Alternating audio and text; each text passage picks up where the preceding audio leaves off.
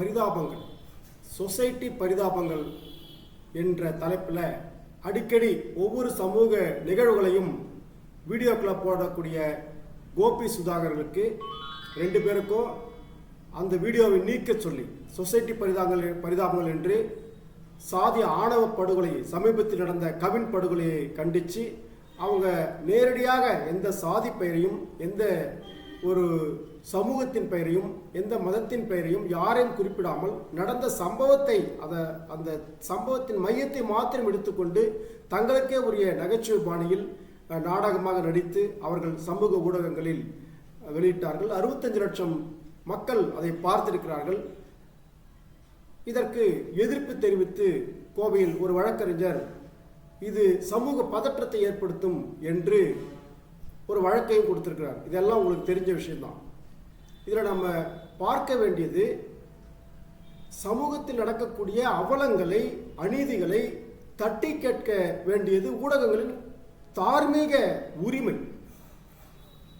எந்த ஒரு சமூக நிகழ்வையும் விமர்சனப்படுத்தி பார்ப்பதற்கு கலைஞர்களால் முடியும், அதை செய்ய வேண்டும்.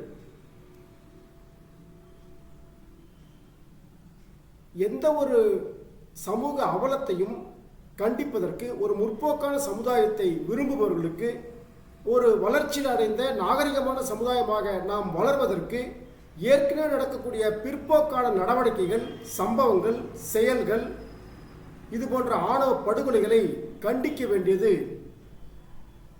சமூகத்தின் மீது அக்கறை கொண்டவர்களுடைய இயல்பான ஒரு நடவடிக்கை. அப்படி பார்த்தீங்கன்னு சொன்னால், இவங்க வழக்கு தொடுக்கிறாங்க, அந்த வீடியோவை டெலீட் பண்ணணும் அப்படின்னு சொன்னால், சமுதாயத்தில் நடக்கக்கூடிய அக்கிரமங்களை யாராலும் எந்த வகையிலும் தட்டி கேட்க முடியாது. ஒன்று மேடையில் பேசலாம் தப்பு, அதை பற்றி பேசினாலே சமூக பதற்றம் வந்துடும், அதை பற்றி வீடியோ போட்டால் சமூக பதற்றம் வந்துடும். எந்த சாதி பெயரும் குறிப்பிடாமல், எந்த சமூகத்தின் பெயரையும் குறிப்பிடாமல் செய்யக்கூடிய இதற்கே இவர்கள் இவ்வளவு துடிக்கிறார்கள் என்று சொன்னால், உண்மையிலேயே சாதி பெயர்களை குறிப்பிட்டு பேசினால் என்ன ஆகும்?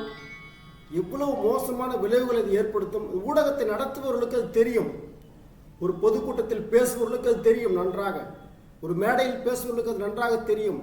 ஏதோ ஒரு பகுதியில் நடந்த ஒரு சம்பவத்தை அந்த சாதியின் பெயரை குறிப்பிட்டு விட்டு பேசிவிட்டால் மற்ற பகுதியில் வசிக்கக்கூடிய மக்களுக்கு கூட அது ஒரு பதற்றத்தை ஏற்படுத்திவிடும் என்பதற்காக யாரும் பெயரை குறிப்பிட்டு சொல்லுவது கிடையாது.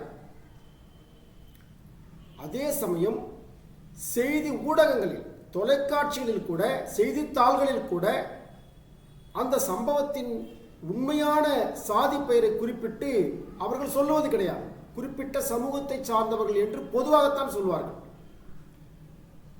ஆக வீடியோக்கள் மூலமாக மக்களிடம் விழிப்புணர்ச்சி ஏற்படுத்தக்கூடிய கலைஞர்கள் தங்களது சமூக அவலங்களை சாடுவதற்கு ஒரு வடிவமாக, நாடகமாக அதை செய்து காட்டுகிறார்கள். அவருடைய நோக்கம் என்ன?